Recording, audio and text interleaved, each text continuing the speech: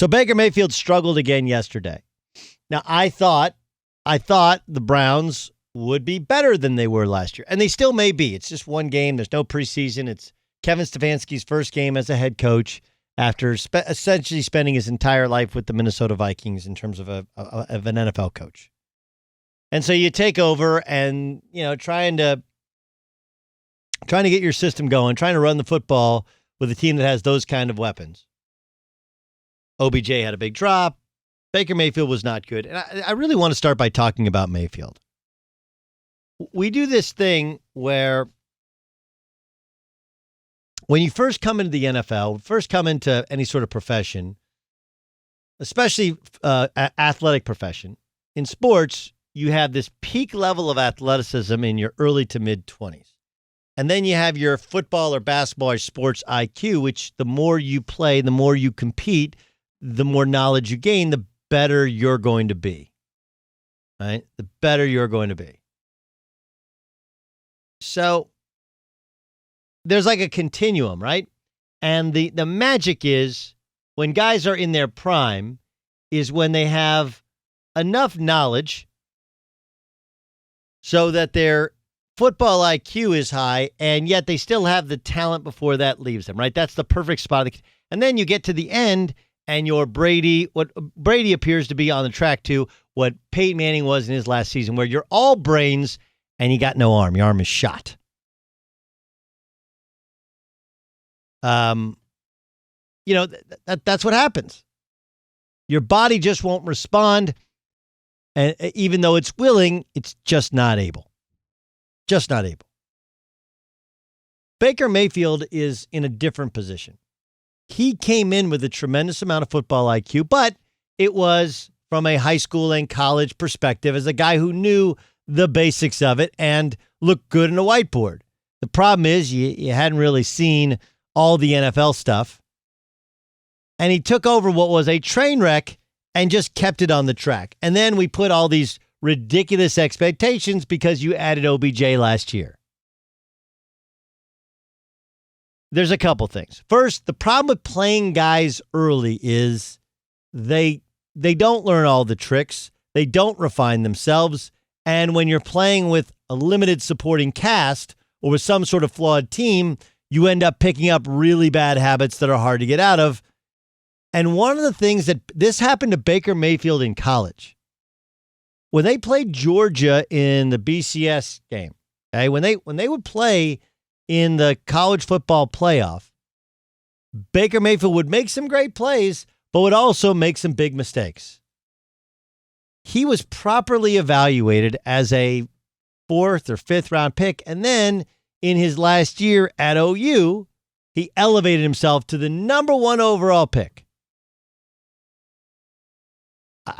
There's a little bit of Joe Burrow there too, where Joe Burrow, not a great athlete, not great arm talent, but great football mind, ton of moxie, bigger and more athletic than Mayfield, but was evaluated as a mid-round guy only to have this unbelievable season. When you're surrounded by better players in college football, when you're at Oklahoma, when you're at LSU, when you're at Alabama, when you're at one of these schools, you have better talent than the competition 90 to 95% of the time. And that other 5% of the time, you still have as good or better talent, and you usually have as good or better coaching.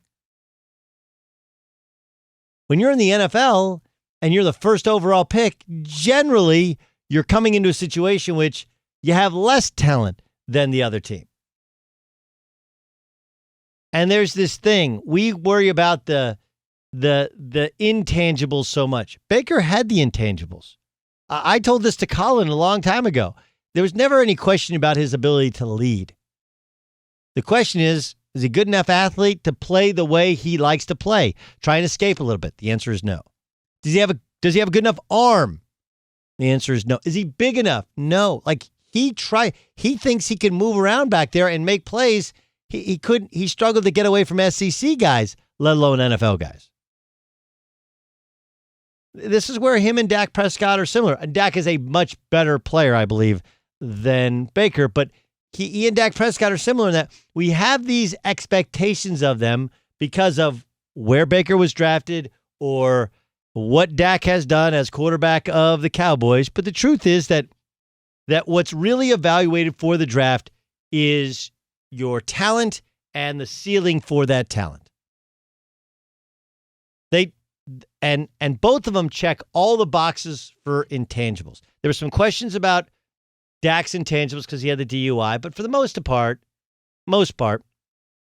it was really about his tangibles. He was a runner who was never really a pocket thrower. When he tried to become a pocket thrower later in his college career, it just wasn't great. When he goes through his progressions, now he starts to get a little bit inaccurate. He's just doesn't throw guys open. He's fine.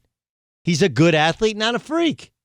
Now consider he's about 4 inches taller, 5 inches taller than Baker Mayfield, who has a good arm, but not like top 5 in the NFL arm.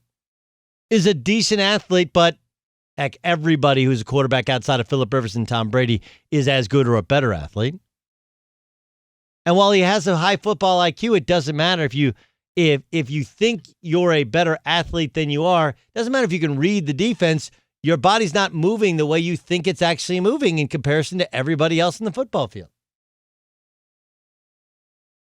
So I look at this thing and I'm telling you, there's some similarities to the two, but Baker is the guy who doesn't know who he is. It's like midlife crisis time, right? He wasn't a leave early for the draft guy. He was 5 years, starting at 2 schools, and he was a walk-on at both schools. And I understand he had scholarship offers both times around. But, if you're a can't miss, one of the reasons you're a can't miss is because of your arm and athletic talent, and he had neither. Just please do not challenge this part of the story. It's an all-time great upset story. A kid goes from a walk-on at Tech to starting, okay, gets beat out because they got Why do you think Pat Mahomes was going to beat him out? Why do you think he left? He left because Pat Mahomes was coming in. You know why? Because Pat Mahomes is the real deal in terms of talent. Like, that's what I tell basketball players. That's what Jesus looks like. That's what the real thing looks like. He's like 4 inches taller. He runs the 40. He's stronger. He's faster. He throws the balls crisp. He can make every throw. Baker's never that guy. So he transferred. He went to Oklahoma. And he starts for 3 years. Gets invited to New York twice. He's an unbelievable college player. Wins the Heisman Trophy. Don't get me wrong. Drafted number 1 overall. If he never played a game in the NFL, he was an all-time upset. He'd shocked the world. He'd proven people wrong. But you get to the NFL, and there's a reason that most of those dudes are 6'2", 6'3", and above. And if they're not, they're crazy athletic gifted. And if they're not, they better just be the best damn quarterback you've ever seen, like a Drew Brees. Right? At some point, the tangibles do matter. Right? In basketball, it's like how solid and sound and smart, all that's great. But if you can't go by your guy, can't help you. Got to be able to get a step on somebody to create help within the defense. At some point in time, if you can't make every throw from the pocket and you don't have the athletic ability to escape to get yourself to a better place, doesn't matter.